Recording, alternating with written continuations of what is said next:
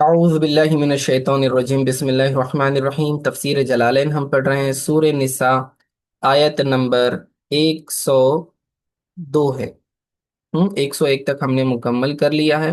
یہ پانچواں پارہ جاری ہے ہمارا، نصف سے آگے ہیں، جلدی ہمارا یہ پانچواں پارہ بھی مکمل ہونے والا ہے۔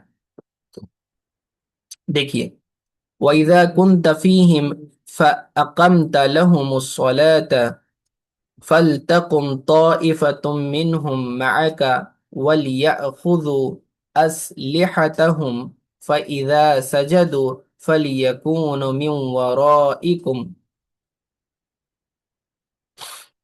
وَلْتَأْتِ طَائِفَةٌ أُخْرَى لَمْ يُصَلُّوا فَلْيُصَلُّوا مَعَكَ وَلْيَأْخُذُوا حِذْرَهُمْ وَأَسْلِحَتَهُمْ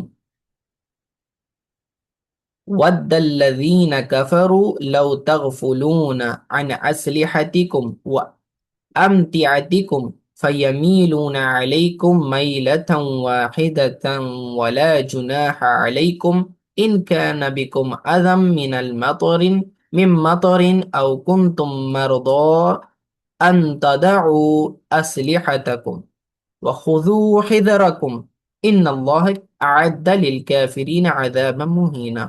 اب اس میں یہ آیت بڑی ہے، ٹھیک ہے۔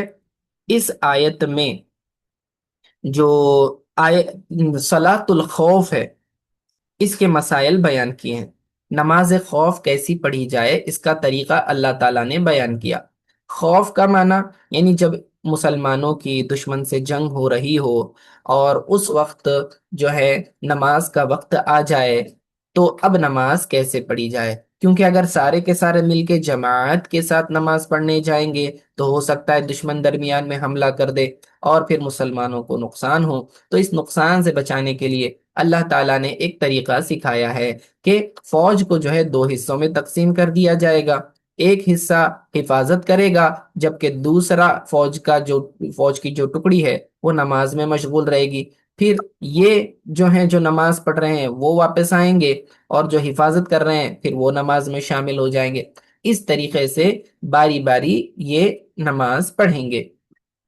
دیکھیے، میدان جنگ میں اتنا دشمن سے لڑائی ہو رہی ہے، کرٹیکل معاملہ چل رہا ہے، اتنی کرٹیکل سچویشن میں اللہ تعالیٰ نماز خوف کا مسئلہ بیان کر رہا ہے، تو آپ اندازہ لگائیں کہ نماز کی کتنی اہمیت ہے کہ لوگ جو ہیں آسانی کے ساتھ نماز کو قضا کر دیتے ہیں، جبکہ اللہ تعالیٰ جو ہے قرآن میں صلاۃ الخوف میدان جنگ میں نماز کیسی پڑھنی ہے یہ بھی بتلا رہا ہے۔ تو نماز کی اللہ کے نزدیک کتنی اہمیت ہے اسے ہمیں سمجھنا چاہیے، ٹھیک ہے۔ تو اللہ تعالیٰ فرماتا ہے، دیکھیے، اور اے حبیب صلی اللہ علیہ وسلم، وَإِذَا كُنْتَ يَا مُحَمَّدُ حَاضِرًا فِيهِمْ وَأَنْتُمْ تَخَافُونَ الْعَدُوَّ، کہ اے حبیب صلی اللہ علیہ وسلم جب آپ جو ہیں حاضر ہوں ان کے درمیان، اس حال میں کہ آپ جو ہیں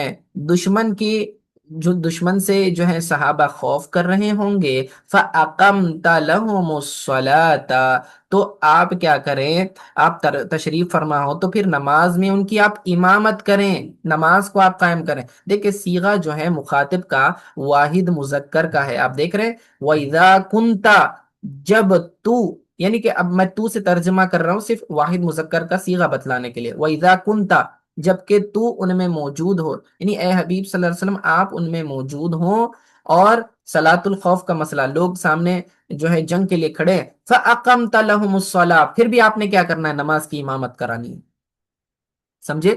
هَذَا جَرَى عَلَى عَادَةِ الْقُرْآنِ فِي الْخِطَابِ فَلَا مَفْهُومَ لَهُ۔ جی، تو مطلب کیا ہوا کہ یہ جو اقامت ہے رسول اللہ صلی اللہ علیہ وسلم کو حکم دیا جا رہا ہے نماز قائم کرنے کا، البتہ یہ بات کے لیے عام بھی ہو جائے گا کہ حضور نہ بھی ہوں تو صلاۃ الخوف ایسی ہی پڑھی جائے گی۔ فَلْتَقُمْ طَائِفَةٌ مِّنْهُمْ مَعَكَ، تو پھر ان میں سے ایک جماعت تمہارے ساتھ ہو، ہاں، طائفتن جماعت، منہم ان میں سے، معک آپ کے ساتھ، تو کیا ہونا چاہیے، ایک جماعت آپ کے ساتھ کھڑی ہو جائے، ٹھیک ہے۔ وَلْيَأْخُذُوا أَسْلِحَتَهُمْ، اور دوسری جو جماعت ہے، ای طائفۃ التی قامت معک، اسلحتہم معہم، ٹھیک ہے، تو وہ اپنے ہتھیار ساتھ میں لیے رکھیں. کہتے ہیں فَإِذَا سَجَدُوا، بس جب وہ نماز پڑھیں. دیکھو سجدہ یہاں سلو مراد ہے، ای سلو. بس جب وہ جو ہے سجدہ کر لیں، فَلْيَكُونُوا فَلْيَكُونُوا مِنْ وَرَائِكُمْ، یعنی کہ جو دوسری جماعت ہے فَلْيَكُونُوا مِنْ وَرَائِكُمْ ای فَلْيَكُونُوا طَائِفَةُ الْأُخْرَى مِنْ وَرَائِكُمْ يَحْرِصُونَ إِلَىٰ أَنْ تَقْضُوا الصَّلَاةَ وَتَذْهَبُ هَذِهِ الطَّائِفَةُ وَتَحْرَصُ. کہتے ہیں دیکھیے 2 رکعت پڑھی جا رہی ہے، سفر میں ہے، قصر پڑھ رہے ہیں، تو حضور صلی اللہ علیہ وسلم امامت کر رہے ہیں. تو اب فوج کے 2 حصے کر دیے، ایک جماعت اے ہے، ایک جماعت بی ہے. جماعت اے حضور صلی اللہ علیہ وسلم کے پیچھے نماز پڑھ رہی ہے، 1 رکعت اس نے پڑھ لی. ٹھیک ہے. جب یہ لوگ پیچھے پہلی رکعت کا سجدہ کریں گے تو جماعت اے جو ہے وہ نماز کو چھوڑ کر باہر آ جائے گی، 1 ہی رکعت پڑھ کر اٹھ جائے گی. ٹھیک ہے، حضور نہیں اٹھیں گے، امام نہیں اٹھے گا. تو پیچھے 1 رکعت پڑھ کر یہ لوگ اٹھ جائیں گے، تو وہ جو پہرا دینے والی جماعت بھی ہے وہ آ جائے گی اور حضور صلی اللہ علیہ وسلم کے ساتھ جماعت کے اندر شامل ہو جائے گی. یعنی یہ لوگ دوسری رکعت سے شروع کریں گے، اس کا مطلب یہ لوگ مسبوق بنیں گے. ٹھیک ہے، یہ لوگ مسبوق بنیں گے. تو پھر یہ لوگ کیا کریں گے، حضور صلی اللہ علیہ وسلم کے ساتھ وہ نماز پڑھ لیں گے اور اس کے بعد پھر یہ لوٹیں گے، پھر پہلی جماعت اے آ جائے گی اور پھر وہ بقیہ اپنی 1 رکعت جو ہے اس کو مکمل کر لے گی. ٹھیک ہے. فَإِذَا سَجَدُوا، اب یہ پہلی جماعت کی بات ہوگی کہ جب انہوں نے سجدہ کر لیا، فَلْيَكُونُوا مِنْ وَرَائِكُمْ وَلْتَأْتِ طَائِفَةٌ أُخْرَى لَمْ يُصَلُّوا فَلْيُصَلُّوا مَعَكَ. تو کہتے ہیں کہ تو جب وہ سجدہ کر لیں تو ہٹ کر وہ تم سے پیچھے ہو جائیں، اور اب دوسری جماعت آئے جو اس وقت تک نماز میں شریک نہیں تھی، اب وہ تمہارے ساتھ نماز پڑھیں گے. وَلْيَأْخُذُوا حِذْرَهُمْ وَأَسْلِحَتَهُمْ، اور انہیں بھی چاہیے کہ اپنی حفاظت کا سامان اور ہتھیار ساتھ میں لیے رکھیں. یعنی کہ نماز پڑھتے وقت ہتھیار آپ نے اٹھائے رکھنا ہے. ٹھیک ہے جی. وَدَّ الَّذِينَ كَفَرُوا لَوْ تَغْفُلُونَ عَنْ أَسْلِحَتِكُمْ، کہتے ہیں کیوں ایسا کرنا ہے؟ کافر چاہتے ہیں کہ اگر تم اپنے ہتھیاروں اور سامان سے غافل ہو جاؤ تو وَأَمْتِعَتِكُمْ، یعنی امتیاتکم سے مراد تمہارا سامان، اسلحہ سے مراد تمہارے ہتھیار. اسلحہ ہتھیار کو کہتے ہیں اور متاع سامان کو کہتے ہیں. تو اسلحتکم تمہارے ہتھیار، وامتیاتکم اور تمہارا سامان، جب تم ان دونوں سے اگر غافل ہو جاؤ، لو تغفلون، اگر تم ان چیزوں سے غافل ہو جاؤ تو کافر کیا سمجھتے ہیں، فیمیلون علیکم میلۃ واحدہ، تو وہ ایک ہی دفعہ تمہارے اوپر کیا کریں، حملہ کر دیں. ٹھیک ہے، وہ اس طاق میں رہتے ہیں، اس وجہ سے تم جو ہے ہتھیار نیچے نہیں چھوڑنا ہے. ولا جناح علیکم، اور تم پر کوئی مذائقہ نہیں کہ ان کان بکم اذی من مطر او کنتم مرضى او تدعوا اسلحتکم، کہتے ہیں کہ اگر تمہیں بارش کے سبب تکلیف ہو، مطر بارش کو کہتے ہیں، اذا تکلیف، اگر بارش کی وجہ سے تم کو تکلیف ہو، یا تم بیمار ہو، یا جو ہے تم ہتھیار کھول دو، ٹھیک ہے، تو کہتے ہیں تم پر کوئی گناہ نہیں ہوگا. وَخُذُوا حِذْرَكُمْ، ٹھیک ہے، اور اپنی حفاظت کا سامان لیے رکھو، یہ تمہارے لیے بہتر ہے. ان اللہ اعد للکافرین عذابا مہینا، تو اللہ تعالیٰ نے بے شک کافروں کے لیے ذلت کا عذاب تیار کر رکھا ہے.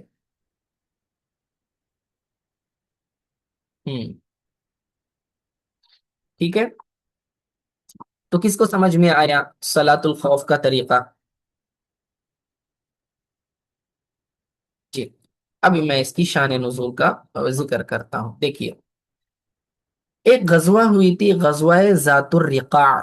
اس میں جب رسول اکرم صلی اللہ علیہ وسلم نے مشرکین کو دیکھا کہ آپ نے تمام صحابہ رضی اللہ تعالی عنہم کے ساتھ، مشرکین نے کیا دیکھا کہ حضور صلی اللہ علیہ وسلم جو ہیں تمام صحابہ کے ساتھ نماز ظہر با جماعت ادا فرما رہے ہیں، تو انہیں افسوس ہوا کہ انہوں نے اس وقت کیوں حملہ نہیں کیا. یہ مشرکین کو افسوس ہوا اور آپس میں ایک دوسرے سے کہنے لگے کہ یہ بڑا اچھا موقع تھا، اور ان میں سے بعضوں نے کہا کہ اس کے بعد ایک اور نماز ہے جو مسلمانوں کو اپنے ماں باپ سے زیادہ پیاری ہے، یعنی نماز عصر۔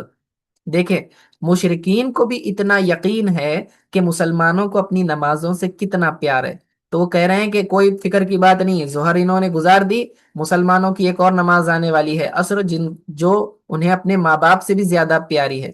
ہمارے یہاں نماز عصر کو کتنا زیادہ اگنور کر دیتے ہیں۔ اللہ نے خصوصی نماز عصر کے تعلق سے قرآن میں حکم نازل فرمایا، حافظوا علی الصلاۃ والصلاۃ الوسطی، کہ اپنی نمازوں کی حفاظت کرو، خصوصاً درمیانی نماز کی، یعنی کہ صلاۃ العصر۔ عبداللہ ابن مسعود رضی اللہ تعالیٰ عنہ کے نسخے میں صلاۃ الوسطی کے لیے بریکٹ میں لکھا ہوا تھا صلاۃ العصر، اس کی تفسیر انہوں نے لکھی ہوئی تھی حضور صلی اللہ علیہ وسلم سے سن کر۔ تو اس صلاۃ العصر کے متعلق اب مشرکین جو ہیں آپس میں چیمی گوئیاں کر رہے ہیں، کہہ رہے ہیں کہ دیکھو کوئی فکر کرنے کی بات نہیں ہے، اب جو ہے معاملہ آگے آنے والا ہے، ایک اور چانس ہمیں ملنے والا ہے، نماز عصر کے وقت ہم حملہ کریں گے۔ تو لہٰذا جب مسلمان اس نماز کے لیے کھڑے ہوں تو پوری قوت سے انہیں حملہ کر کے قتل کر دو۔ اسی وقت حضرت جبرائیل علیہ الصلوۃ والسلام نازل ہوئے اور انہوں نے حضور سید المرسلین صلی اللہ علیہ وسلم سے عرض کیا، یا رسول اللہ صلی اللہ علیہ وسلم، یہ نماز نماز خوف ہے، یعنی اب نماز آپ نے یوں پڑھنا ہے، ٹھیک ہے؟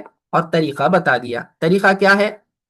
کہ حاضرین کو دو جماعتوں میں تقسیم کر دیا جائے، ان میں سے ایک آپ صلی اللہ علیہ وسلم کے ساتھ رہے اور آپ صلی اللہ علیہ وسلم انہیں نماز پڑھائیں، اور ایک جماعت دشمن کے مقابلے میں کھڑی رہے، پہرا دیتی رہے۔ پہلی جماعت ایک رکعت پڑھ کر، اور مغرب کی اگر نماز ہے تو دو رکعت پڑھ کر دشمن کے مقابلے میں چلی جائے گی، اور دوسری جماعت آپ صلی اللہ علیہ وسلم کے پیچھے آ جائے گی، پھر بعد میں وہ اپنی ایک ایک بقیہ رکعتیں پڑھ لیں، اور جن کی دو باقی ہیں وہ دو پڑھ لیں، اور دونوں جماعتیں ہر وقت جو ہیں ہتھیار ساتھ میں اٹھائے رکھیں گی اور مسلح رہیں گی۔ معلوم ہوا کہ نماز کی جماعت ایسی اہم ہے کہ ایسی سخت جنگ کی حالت میں بھی جماعت کا طریقہ سکھایا گیا ہے، لیکن افسوس ان پر جو بلا وجہ جماعت چھوڑ دیتے ہیں، حالانکہ اس میں 27 گنا زیادہ ثواب ہے۔ ہم؟ جی،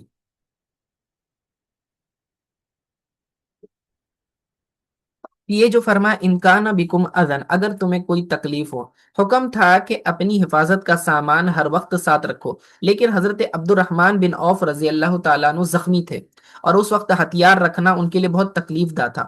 ان کے حق میں یہ نازل ہوئی اور فرمایا کہ حالت عذر میں ہتھیار کھول دینے میں تمہیں اجازت ہے، کوئی پرابلم نہیں ہے، اس پر کوئی گناہ نہیں، فلا جناح علیکم۔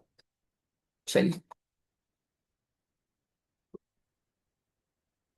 پھر آگے اللہ فرماتا ہے، دیکھیے، فَإِذَا قَضَيْتُمُ الصَّلَاةَ، جب تم نماز کو مکمل کر لو، یعنی کہ فرغتم منہا، جب نماز سے فارغ ہو جاؤ، فَاذْكُرُوا اللَّهَ، تو تم اللہ تعالیٰ کا ذکر کرو، ای بالتحلیل والتسبیح، ذکر اللہ کا کیسے لا الہ الا اللہ تحلیل کہتے ہیں، وہ تسبیح سبحان اللہ وغیرہ کہنا، قیاما وقعودا وعلی جنوبہم، کھڑے ہوئے، بیٹھے ہوئے اور اپنے پہلوؤں پر لیٹے ہوئے، ٹھیک ہے؟ یعنی ہر حال میں تم نے اللہ تعالیٰ کا ذکر کرنا ہے۔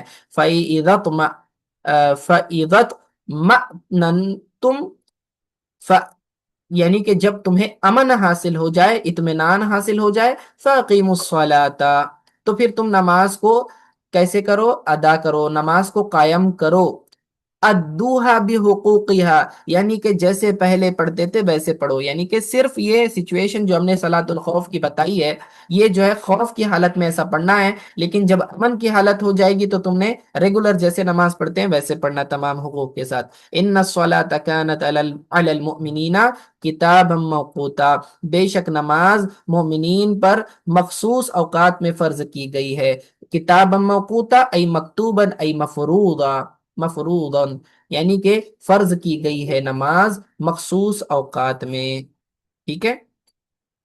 جی، چلیے بس کرتے ہیں۔ صدق اللہ مولانا۔